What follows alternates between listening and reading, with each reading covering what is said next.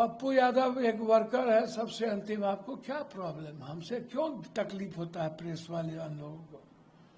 जनता के सम्मान और स्वाभिमान की बात होगी कि पप्पू यादव की?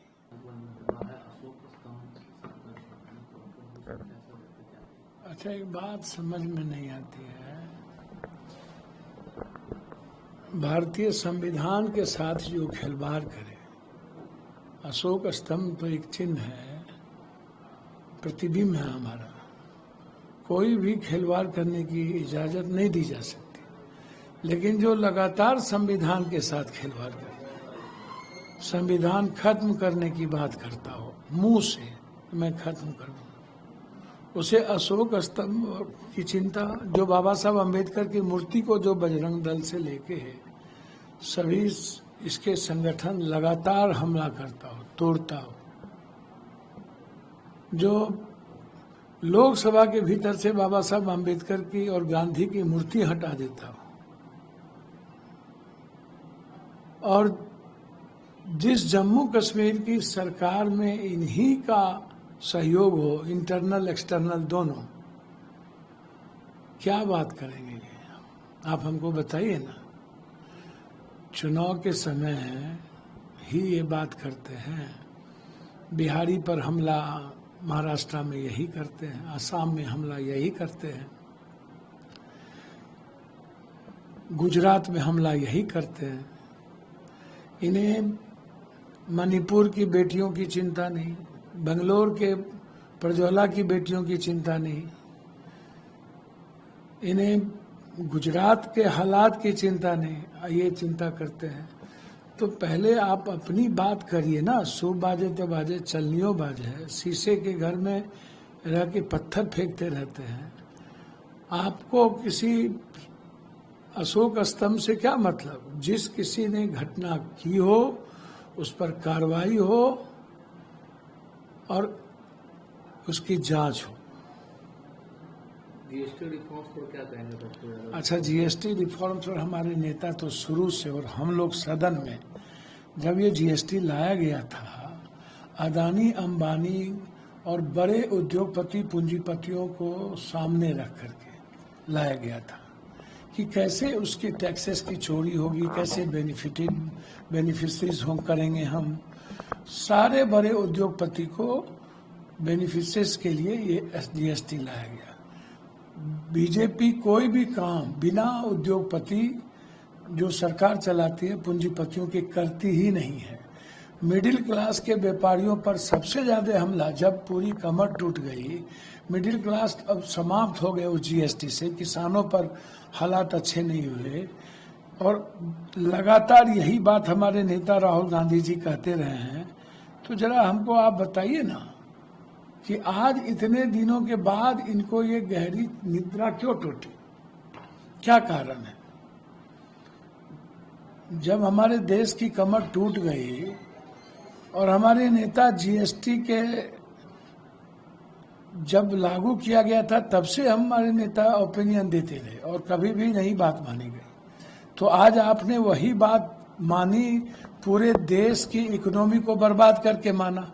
और आपको आश्चर्य होगा, अभी भी इनका बाइफर्केशन देखिए, गुजराती खाखरा और फाफड़ा पर जीएसटी 0%, गुजराती का जो खाखरा है और फाफड़ा है उस पर जीएसटी 0%, और बिहार के मखान पर जीएसटी 5%, और मसूर गचक तिलकुट पर जीएसटी 18%। मतलब बिहार के मखान पर जीएसटी 5, तिलकुट गचक पर 18, और फाफड़ा और खाखरा जो गुजरात में बनता है उस पर 0। तो कितना तंग करोगे बिहार को और अन्य स्टेट को? क्या यह सिर्फ गुजराती सरकार है? ये बताओ ना। तो ये आंख मिचौली का खेल खेलता रहता है, और यह जीएसटी भी इनकी जुमलेबाजी ही होगी। किसान आंदोलन को जिस तरह वापस किया गया और फिर उसके बाद जो वादे किए उस पर पूरा नहीं हुआ, उसी तरह ये भी चुनाव की बात खत्म हो जाएगा। इसी महीने आप पूर्णिया से आते हैं, पुणे से निर्दलीय सांसद हैं, और इसी महीने पूर्णिया एयरपोर्ट का भी उद्घाटन होने जा रहा है, प्रधानमंत्री भी आ रहे हैं, अटेम्प्ट कर रहे हैं, क्या कहेंगे पूर्णिया में? अच्छा, एक बात बताइए, पूर्णिया से आते हैं कि पूर्णिया मेरी जिंदगी है, सीमांचल कोसी मेरा आत्मा है, बिहार यदि मेरा लाइफ लाइन है तो पूर्णिया कोसी मेरा हार्ट है, आत्मा है, बगैर उसके कहाँ जीने का मतलब है।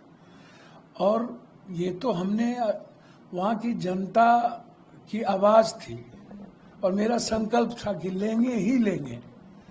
रक्सौल में क्यों नहीं हुआ, मुजफ्फरपुर क्यों नहीं हुआ, भागलपुर क्यों नहीं हुआ, जहाँ इनके 3-3, 4-4 मंत्री हैं। एक मंत्री नहीं है, सतीश दुबे है, यहाँ पर मुजफ्फरपुर में सहनी जी हैं, राधा मोहन सिंह जी थे, जसवाल जी हैं, सारे एमपी तो इन्हीं के। और रक्सौल तो सामरिक दृष्टिकोण से बहुत जरूरी था, मुजफ्फरपुर व्यापारिक दृष्टिकोण से बहुत जरूरी था। आज तक आप इंटरनेशनल एयरपोर्ट नहीं बना पाए पटना को, दूसरा प्लेन नहीं चला पाए गया में जो कांग्रेस ने दिया।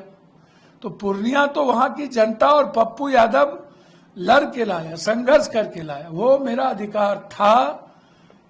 एम्स भी लेंगे, हाईकोर्ट बेंच भी लेंगे और उपराजधानी भी लेंगे, पूर्णिया में आप लीजिएगा, सब कुछ लेंगे, लड़ के लेंगे।